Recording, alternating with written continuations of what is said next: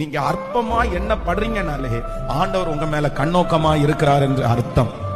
நீங்க அற்பமா என்ன படுகிறீங்கனாலே கர்த்தர் உங்களை நினைக்க போறாருன்னு அர்த்தம். உங்களை உயர்த்துகிறதற்கு முன்பாக, உங்களை ஆசீர்வதிக்கிறதுக்கு முன்னாடி, கர்த்தர் உங்களை பெருக பண்றதுக்கு முன்னாடி நீங்க கடந்து போகிற ஒரு பெரிய பாதை என்ன பாதைன்னா, உங்களை அற்பமாய் நினைக்கிற பாதையத்தான் கர்த்தர் கடக்க பண்ணுகிறார்.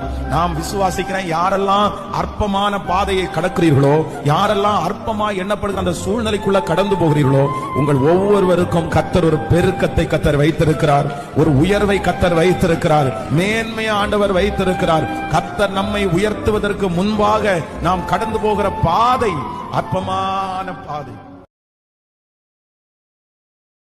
நீங்க அற்பமா என்ன படுறீங்கனாலே ஆண்டவர் உங்க மேல கண்ணோக்கமா இருக்கிறார் என்று அர்த்தம்.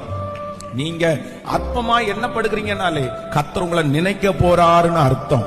உங்களை உயர்த்துகிறதற்கு முன்பாக, உங்களை ஆசீர்வதிக்கிறதுக்கு முன்னாடி, கர்த்தர் உங்களை பெருக பண்றதுக்கு முன்னாடி நீங்க கடந்து போகிற ஒரு பெரிய பாதை என்ன பாதைன்னா, உங்களை அற்பமாய் நினைக்கிற பாதையத்தான் கர்த்தர் கடக்க பண்ணுகிறார். நாம் விசுவாசிக்கிறேன், யாரெல்லாம் அற்பமான பாதையை கடக்கிறீர்களோ, யாரெல்லாம் அற்பமாய் எண்ணப்படுகிற அந்த சூழ்நிலைக்குள்ள கடந்து போகிறீர்களோ, உங்கள் ஒவ்வொருவருக்கும் கர்த்தர் ஒரு பெருக்கத்தை கர்த்தர் வைத்திருக்கிறார், ஒரு உயர்வை கர்த்தர் வைத்திருக்கிறார், மேன்மையை ஆண்டவர் வைத்திருக்கிறார். கர்த்தர் நம்மை உயர்த்துவதற்கு முன்பாக நாம் கடந்து போகிற பாதை அற்பமான பாதை.